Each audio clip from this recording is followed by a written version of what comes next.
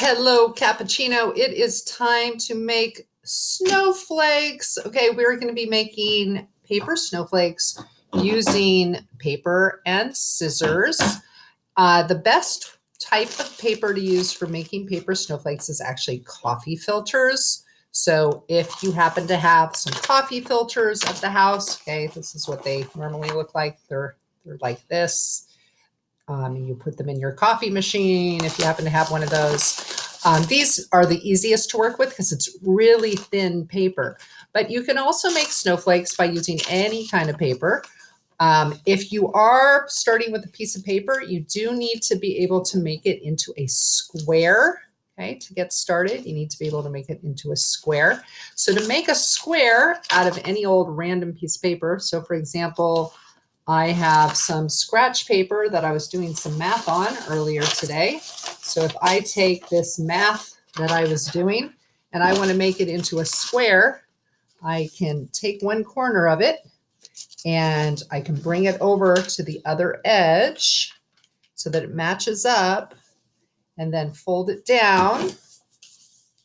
And what I have here is I have this side right here is going to be the same length as this side right here. So that makes half of a square. For my more advanced math students, I have a 45, 45, 90 degree triangle. And then I can cut this along that, get rid of the extra. And now I have a square. If I open that up, I have a square.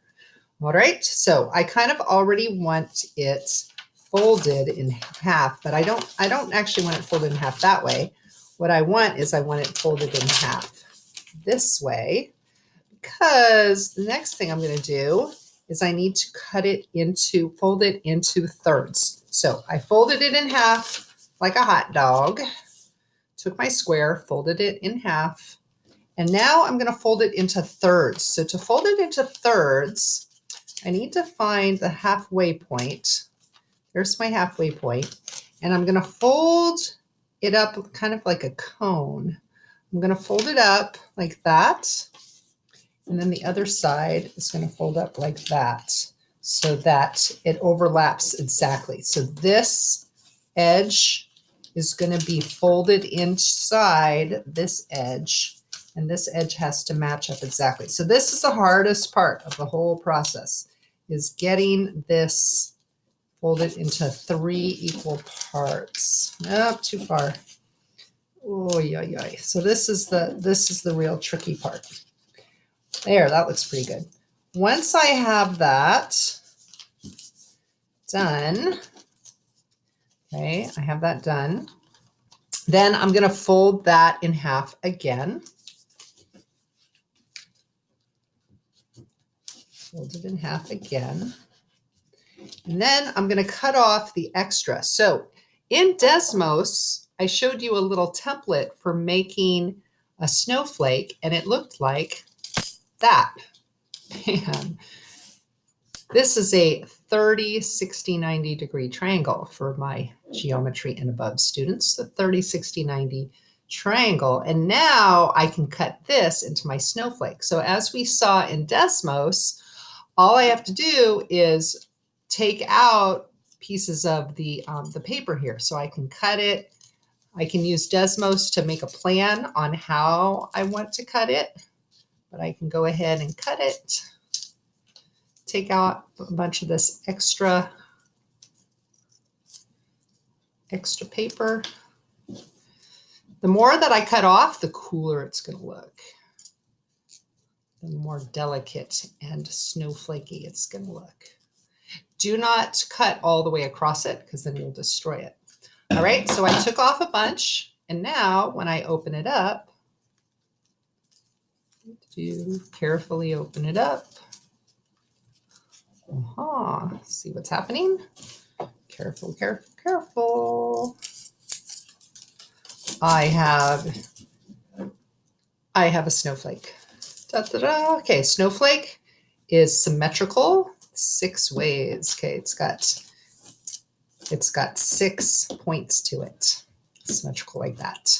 And there it is. Okay, Oh, something happened on that one, but there it is. Okay, so that's if you're starting with just a regular piece of homework paper. Okay, you took an old homework assignment from when we used to go to school, folded it up, and you can make a snowflake. All right, I also tried to do it with some wrapping paper. This was my wrapping paper. Isn't that bright and shiny? So again, I folded it to make a triangle that this side is the same length as that side. So I had a big piece of paper and I folded it. And now it's a square, but now I want to fold it like a hot dog. Fold it like a hot dog. There it is. Now I have to fold it into thirds. I have to fold it into thirds. So I need to find the middle first before I fold it into thirds. Where's the middle? There it is. There's the middle. Now this is the hardest part right here. I need to try and fold this over. This piece right here is going to be the same angle as this piece right here. So this is where it gets tricky, is trying to make this exactly right. So, and it'll kind of look like a heart. Yeah, I think I went a little too far. Let's try that again. I think that might be it. Okay, there it is. Okay, so it's got that sort of heart look to it. Now I'm going to fold it in half again.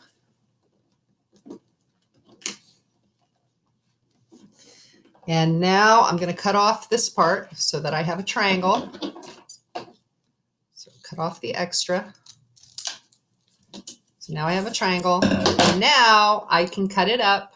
I can cut out lots of parts of it to make it special. Okay, so the more I cut out, the cooler it's going to look. So you don't want to be shy. You definitely want to cut out a lot of the paper. Don't cut all the way across though. That'll ruin it. So there we go. And maybe from this side.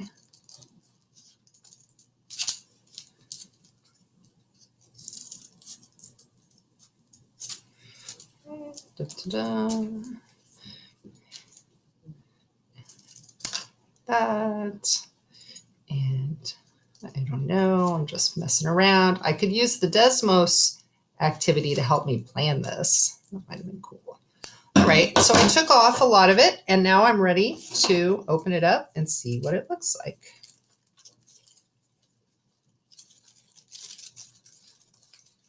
Ta-da!